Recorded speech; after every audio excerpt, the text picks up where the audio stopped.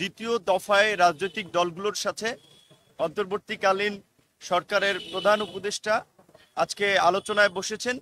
আমাদের সাথে আলোচনায় গণ অধিকার পরিষদের পক্ষ থেকে 5 সদস্যের প্রতিনিধি দল ছিলেন।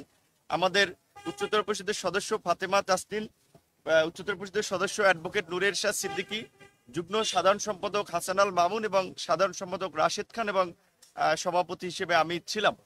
আমাদের আলোচনার মূলত আমরা দুটো বিষয় থেকে তাদের কাছ থেকে আমরা জানতে চেয়েছি, তারা সেইভাবে বলেছে।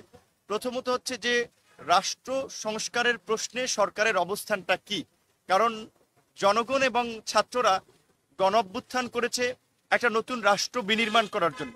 সেই নতুন রাষ্ট্র বিনির্মাণ করতে রাষ্ট্রের বিভিন্ন সেক্টর, সেটা প্রশাসন, বিচার বিভাগ, নির্বাচন কমিশন এবং রাজনীতিতে সংস্কার প্রয়োজন।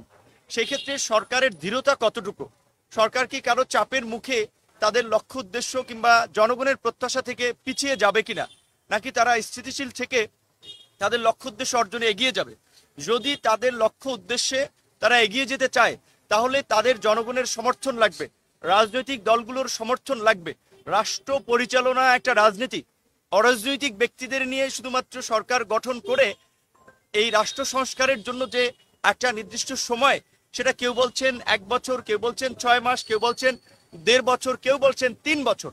এখন সময়টা যাই হোক না কেন, মোটামুটি 1 বছর প্লাস একটা সময় কিন্তু লাগবে। এই সময়টা যদি সরকার স্থিতিশীলভাবে কাজ করতে চায় তাহলে তাদের জন্য রাজনৈতিক সহযোগিতা অপরিহার্য। এজন্য আমরা প্রস্তাব করেছি যে বর্তমান এই 21 সদস্যের উপদেষ্টা পরিষদের কাঠামো বৃদ্ধি করা, মেজর পলিটিক্যাল পার্টিগুলো সহ গুরুত্বপূর্ণ অংশীজনদের সাথে আলোচনা সাপেক্ষে উপদেষ্টাদের সংখ্যা বাড়িয়ে সরকারের শক্তি বৃদ্ধি করা এবং সরকারকে স্থিতিশীল হয়ে কাজ করা জনগণের প্রত্যাশা পূরণে। দ্বিতীয়ত, চলমান ইস্যুতে যে সমস্ত বিষয়ে বিতর্ক সৃষ্টি হয়েছে বিভিন্ন নিয়োগকে কেন্দ্র করে, এবং এই নিয়োগগুলোতে যাদের সংশ্লিষ্টতা এসেছে তার কারণে সরকারেরও ভাবমূর্তি ক্ষুণ্ণ হচ্ছে। আমরা মনে করি যে প্রফেসর মোহাম্মদ ইউনূসের যে অবস্থান, তাতে বাংলাদেশের মতো থার্ড ওয়ার্ল্ড কান্ট্রির প্রেসিডেন্ট কিংবা প্রধানমন্ত্রীর চেয়ে অনেক উপরে আগেই তিনি চলে গিয়েছেন। কাজে এই সরকারের যে সফলতা এবং ব্যর্থতা, সেটা কিন্তু আলটিমেটলি ডক্টর ইউনূসের মান সম্মানের একটা বিষয় হয়ে দাঁড়াবে।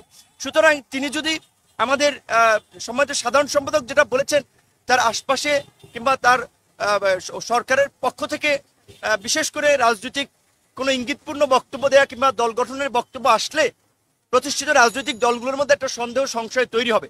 এই ধরনের বক্তব্য যেন না আসে, এই বিষয়টি আমরা তার দৃষ্টিতে এনেছি। একই সাথে বাংলাদেশকেও অস্থিতিশীল করার জন্য দেশি বিদেশি যে নানান ধরনের তৎপরতা চলছে, সেটি নিরসনের জন্য একটা দক্ষ এবং জনবান্ধব প্রশাসন ব্যবস্থা নিশ্চিত করা, তার জন্য আপনার নিয়োগে স্বচ্ছতা আনা এবং আওয়ামী লীগকে যারা পুনর্বাসন করার জন্য এই যে কাজ করছে, সেটা সরকারের মধ্যে থেকেও অনেকের বিরুদ্ধে অভিযোগ আসছে, সেই বিষয়ে যেন তারা পদক্ষেপ নেয়। সামনে দুর্গাপূজাকে কেন্দ্র করে আপনারা ইতিমধ্যেই শুনেছেন অনেকের শঙ্কা যে এখানে বিদেশি ইন্ধন এবং দেশের মধ্যে পতিত স্বৈরাচারের দোসররা নানান ধরনের অঘটন ঘটাতে পারে।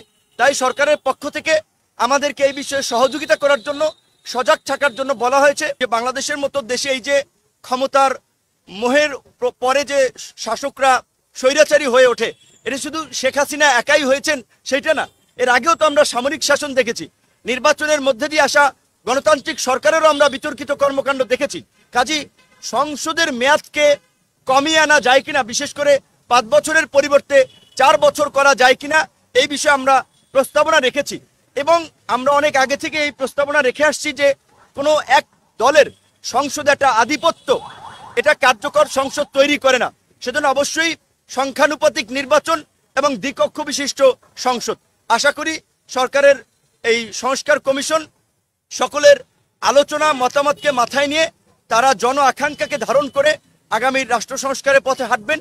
সেক্ষেত্রে যেই সময়টা প্রয়োজন সেটা আমরা দিতে চাই, কিন্তু সেখানে আমরা পরিষ্কারভাবেই বলেছি রাজনৈতিক দলগুলো কিংবা আমরা এই সরকারকে ক্ষমতায় বসালাম, এই সরকারের জন্য আন্দোলন সংগ্রাম নির্যাতন নিপীড়ন করে তাদের জন্য রাস্তা তৈরি করলাম।